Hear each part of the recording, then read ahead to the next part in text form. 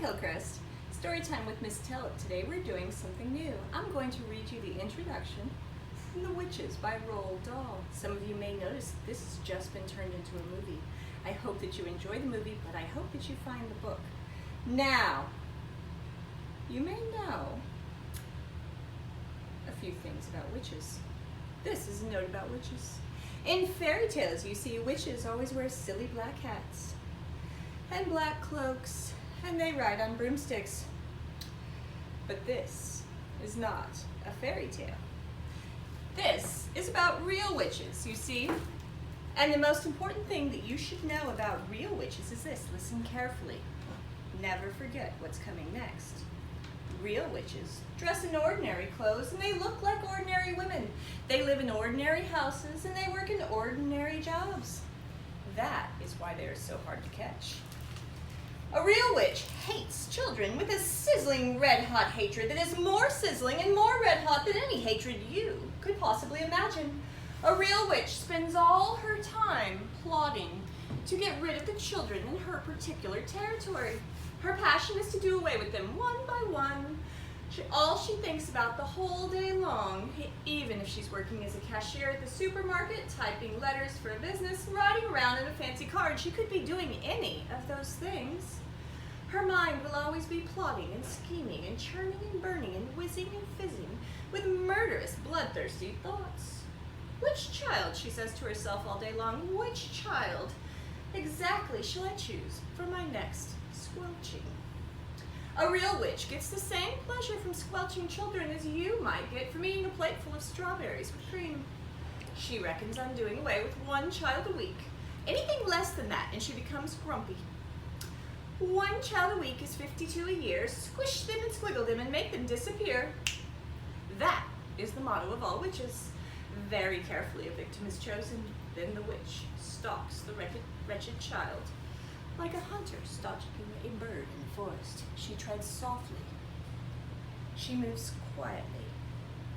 She gets closer and closer and closer. And then at last, when she is ready, she swoops. Sparks fly, flames leap, oil boils, rats howl, skin shrivels, and the child disappears. A witch, you understand, does not knock children in the bow or stick them with knives or shoot at them with a pistol. People who do those things get caught by the police, and a real witch never gets caught. Now don't forget that she has magic in her fingertips and devilry dancing in her blood. She can make stones jump about like frogs, and she can make the tongues of a flame go flickering across the surface of the water. These magic powers are very frightening.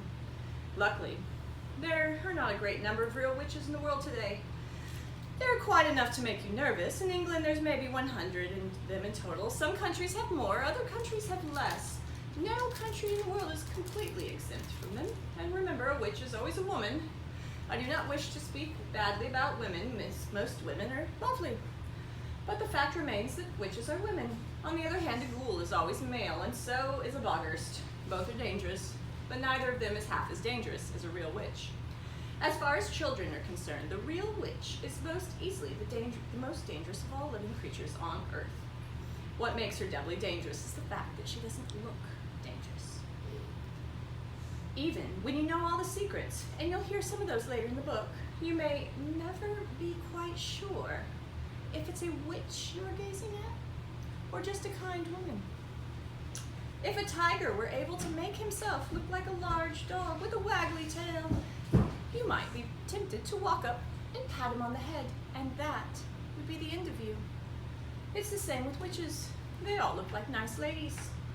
Kindly examine the opposite picture. Which lady is a witch, and which lady is just a lady? It's a difficult question, but one every child must try to answer. For all you know, you might be living next door to a witch right now.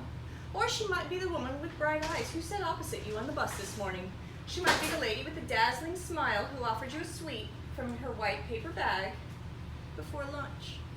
And she might, and this will make you jump, she might even be your lovely school librarian who's reading these words to you at this very moment. Look carefully at that teacher. Perhaps she's smiling at the absurdity of such a suggestion. Don't let that put you off. It could be part of her cleverness. I'm not, of course, telling you that, for 1 second, I'm not telling you that your teacher is actually a witch. I'm saying she might be one.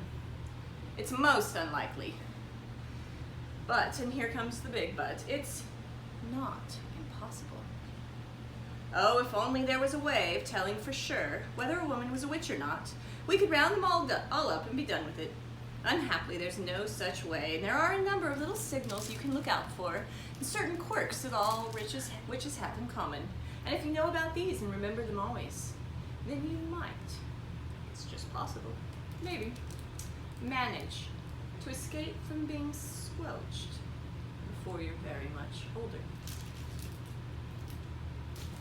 That was The Witches by Roald Dahl, and of course, it is fiction. It's not real.